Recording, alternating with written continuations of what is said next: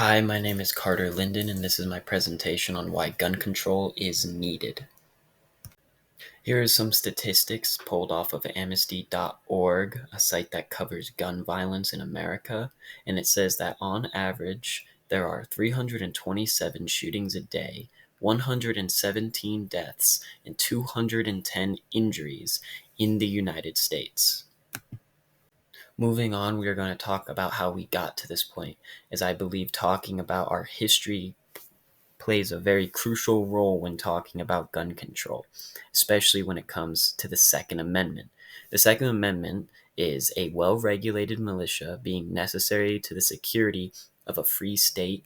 The right of the people to keep and bear arms shall not be infringed. Now, many people misinterpret the Second Amendment, only referring to the right to bear arms, while completely disregarding the whole other half of it, which is a well organized militia part. And if we go back onto the history on why the Second Amendment was made, it was made to have Americans stand up against the government in case it became tyrannical or cruel. Now, there are many issues with this, but one of which is nowadays that's not possible. It was fine when this was written when everyone had muskets, but now Americans would be bringing guns versus drones, and that would not turn out well for the American people. When on the topic of gun control, it's almost impossible to not get into the political environment around it. Whether or not you're a Democrat or Republican should not matter. While I am against guns, and yes, I do lean more towards the Democratic side, I do believe that there are rights and wrongs to both. Now, Republicans fight for guns way more than Democrats do. And I believe that this is from a lack of trust when it comes to our government.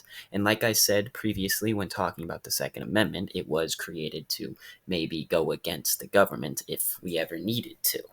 Which is why I believe that a lot of Republicans carry arsenals of weapons. And I would like to talk about the strong conservative groups around the Republican Party that back guns, such as the Proud Boys. Now, I completely disagree with their statements. Entirely, I believe that everything that they say is false. Now, whether or not you back them is up to you, but I do not think that they should be walking around at protests carrying AR-15s with the threat to use them. Now, I'm not putting all the blame on the Republican Party when it comes to the issue of gun control. I'm just saying that whenever they're in office or their laws, it is always to back guns and to get rid of gun control as most as possible. Now, the lack of action by our US government is very apparent, and it gets to the point where they're actually making it worse. The Dickey Amendment is something that was put into action that stops the disease control and prevention to study gun related deaths. Now, them studying gun related deaths could also help them find preventions to gun related deaths. They count motorcycle accidents, car accidents, that type of thing. Then, in 1994, the assault weapons ban went active.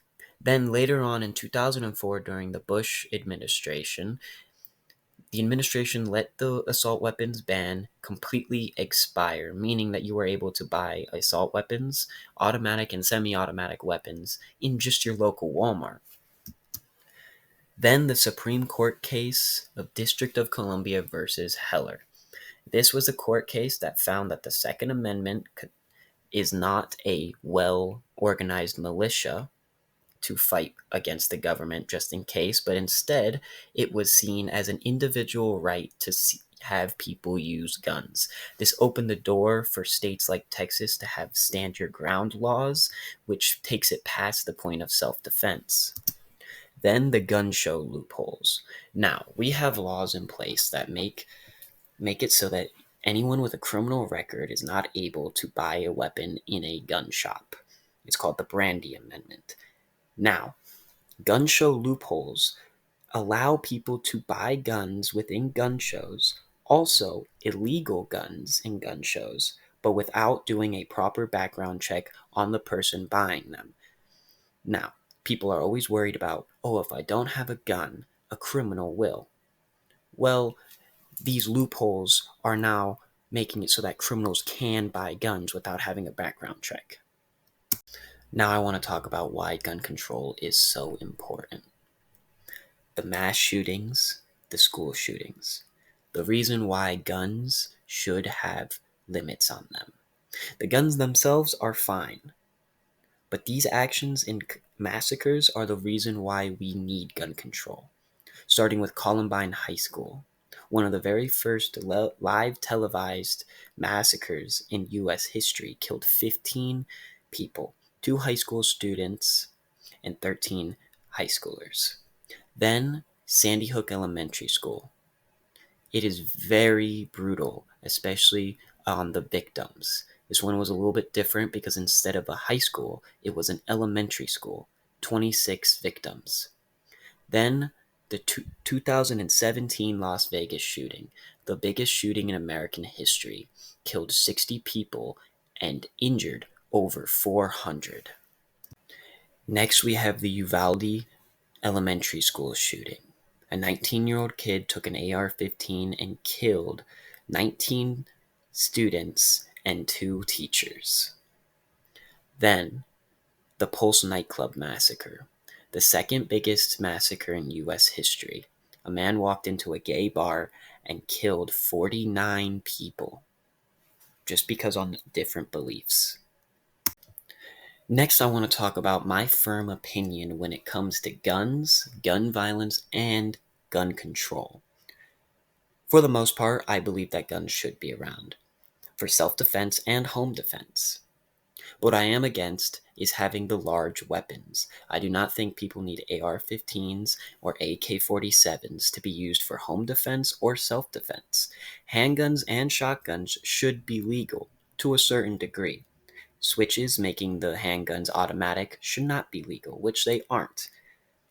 Now, the thing that I hate when it comes to these arguments is that people use, oh, I need this for protection, while they're using an assault rifle.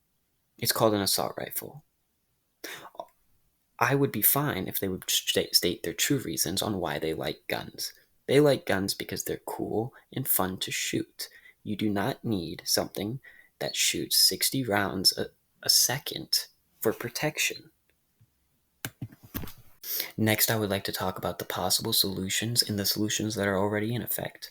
In 2022, the Biden administration put the assault weapons ban back in effect ever since the Bush administration let it drop.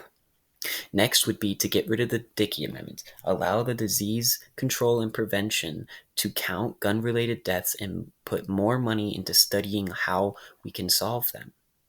Then I would get rid of the gun show loopholes, maybe making gun shows illegal in general. Having illegal weapons being sold and having loopholes to having criminals be able to buy them is just too much of a risk.